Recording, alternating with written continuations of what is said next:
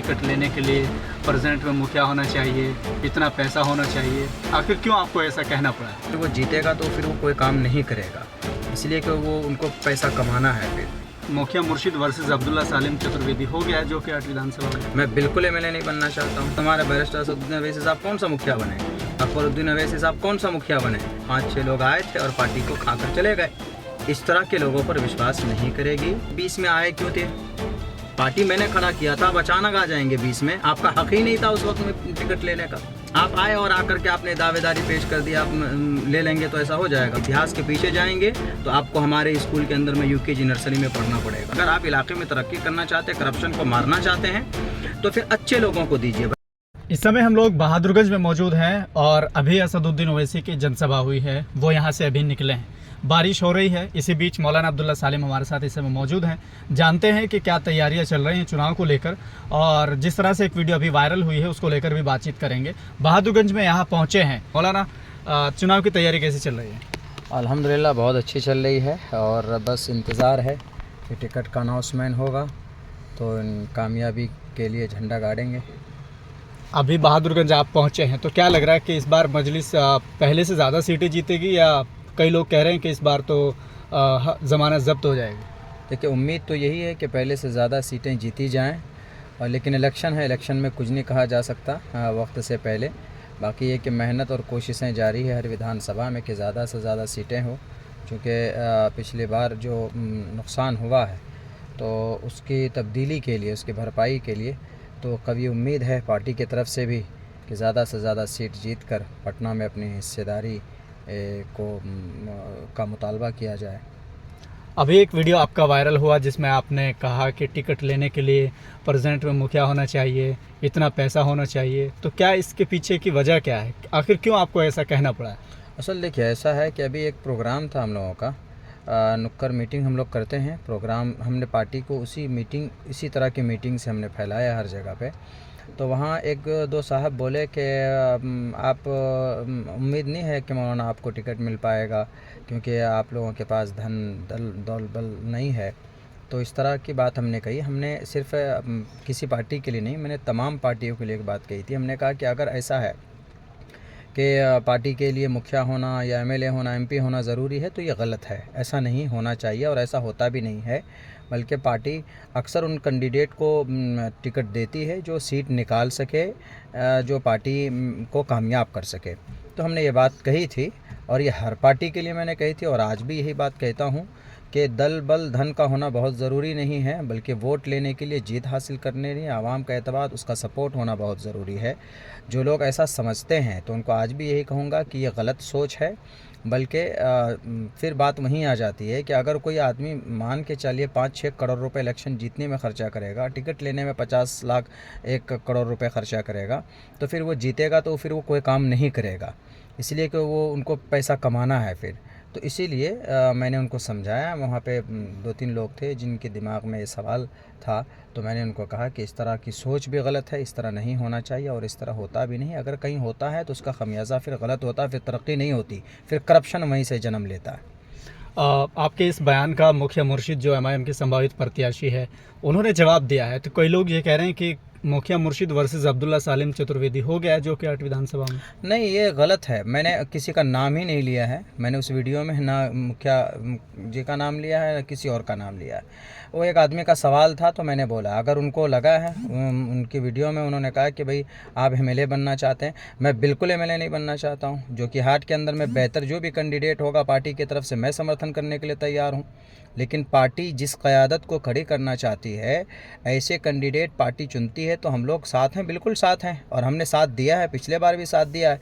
अगर उनको लगता है कि नहीं मौलाना अब्दुल्ला ही पहले एमएलए बनना चाहते हैं और उन्होंने 2-3 उदाहरण दिया कि नहीं पहले मुखिया बनिए तब जाकर एमएलए लड़िएगा। उन्होंने 2-3 का नाम लिया कि इजहार असफ़ी साहब पहले मुखिया थे, अख्तरुल ईमान साहब ज़िला परिषद थे, तौसीफ़ साहब पहले मुखिया थे। तो अरे हमारे जो कि हाट विधानसभा में अभी जो मौजूदा 2 नेता हैं, बड़े नेता, वो कहाँ मुखिया बने? सरफराज साहब मुखिया नहीं बने, जनाब शाहनवाज साहब मुखिया नहीं बने, मंजर साहब मुखिया नहीं बने, हमारे जो कि हाट के उदाहरण। और ख़ुद हमारे बैरिस्टर असदुद्दीन अवैसी साहब कौन सा मुखिया बने? अकबरुद्दीन अवैसी साहब कौन सा मुखिया बने? वो छोड़िए, अभी हमारे देश के प्रधानमंत्री प्राइम मिनिस्टर साहब मिस्टर नरेंद्र मोदी, वो कौन सा मुखिया बने या सरपंच बने? तो खामखा की उल्टी पुल्टी बातें बोल देते हैं वो। बहरकैफ वो उनकी सोच है। हम इलेक्शन में देखिए, हम एमएलए नहीं बनना चाहते, एमपी नहीं बनना चाहते हैं, बल्कि जो क़यादत खड़ी करना चाहती है पार्टी, उस क़यादत के लिए हम काम कर रहे हैं। इसलिए मेरा मानना है कि भाई ऐसे लोगों को टिकट मिलना चाहिए जो यकीनन पार्टी में रह सकता है, पार्टी को कामयाबी दिला सकता है। बाकी अचानक कुछ लोग अगर आ जाते हैं पार्टी में, अब उनका धन बल दल देख करके अगर पार्टी फैसला करती है तो फिर क्या रिज़ल्ट निकलेगा? वही रिज़ल्ट निकलेगा जो पहले निकला है। 5-6 लोग आए थे और पार्टी को खाकर चले गए। तो इसलिए इस बार पार्टी इस तरह के लोगों पर विश्वास नहीं करेगी। और मेरा किसी पर कोई इल्ज़ाम नहीं था। अगर पार्टी मुखिया जी के हक़ में फ़ैसला करती है, पार्टी सही समझेगी उसके हक़ में फ़ैसला करेगी, पार्टी मेरे हक़ में सही समझेगी तो मेरे हक़ में फ़ैसला करेगी। मैंने एक बातें रखी है सबके लिए, सारी पार्टियों के लिए बात मैंने रखी थी जी। मुखिया मुर्शिद आलम का कहना है कि पार्टी जिसको टिकट देती है थोड़ा इंतज़ार तो कीजिए ऐलान होने का, जिसको प्रत्याशी बनाएगी तो हम उसका समर्थन करेंगे, हम उसको सपोर्ट करेंगे। तो फिर इसमें आपको क्या कोई परेशानी, कोई दिक्कत है? कोई दिक्कत नहीं है, इंतज़ार ही तो कर रहे हैं, इंतज़ार भी कर रहे हैं और शुरू से लेकर आखिर तक। और मैंने किसी का विरोध ही नहीं किया। अगर उनको लगता है कि मेरा विरोध किया, दिखा दे वीडियो में हमारा नाम कहाँ है। और उन्होंने इल्ज़ाम ये भी लगाया कि मौलाना साहब आपको तो मेरे से टिकट का अनाउंसमेंट हो गया था, पहली बात आप 20 में आए क्यों थे? पार्टी मैंने खड़ा किया था, आप अचानक आ जाएंगे 20 में? आपका हक़ ही नहीं था उस वक्त में टिकट लेने का, आप किसी और पार्टी में थे। आप आए और आकर के आपने दावेदारी पेश कर दी, आप ले लेंगे तो ऐसा हो जाएगा। पहली बात तो आपका ये दावा गलत है कि भाई आपका हक़ था, आपका हक़ था ही नहीं। आपने एक दिन भी पार्टी में नहीं गुजारा था। हमने पार्टी को खड़ा किया था, जो कि हाट में खड़ा किया है। बल्कि बहरक है। रही बात ये कि शाहनवाज साहब टिकट आपको मिल गया, तो आपने शाहनवाज साहब को क्यों दे दिया? हमने दिया। अख्तरुल ईमान साहब का स्टेटमेंट नहीं सुना उस दिन बेबड़ा चौक में? अख्तरुल ईमान साहब ने खुद साहब कहा, बैरिस्टर साहब ने भी कहा, उनका टिकट कटा तो उन्होंने फ़ोन को कहा। अपने नेता अपने पार्टी की हिस्ट्री भी नहीं जानते हैं और हमको कहते हैं कि आपको इतिहास नहीं मालूम है। अल्लाह का फजल है कि इतिहास का तालिब इल्म हूँ और इतिहास मेरा फेवरेट सब्जेक्ट है। इतिहास के पीछे जाएंगे तो आपको हमारे स्कूल के अंदर में यूकेजी नर्सरी में पढ़ना पड़ेगा। जो भी आदमी अगर इस तरह के दावा करता है, पहले इतिहास पढ़ लीजिए खुद, उसके बाद तब बोलिएगा भाई मैं तो इतिहास का तालिब इल्म रहा हूँ।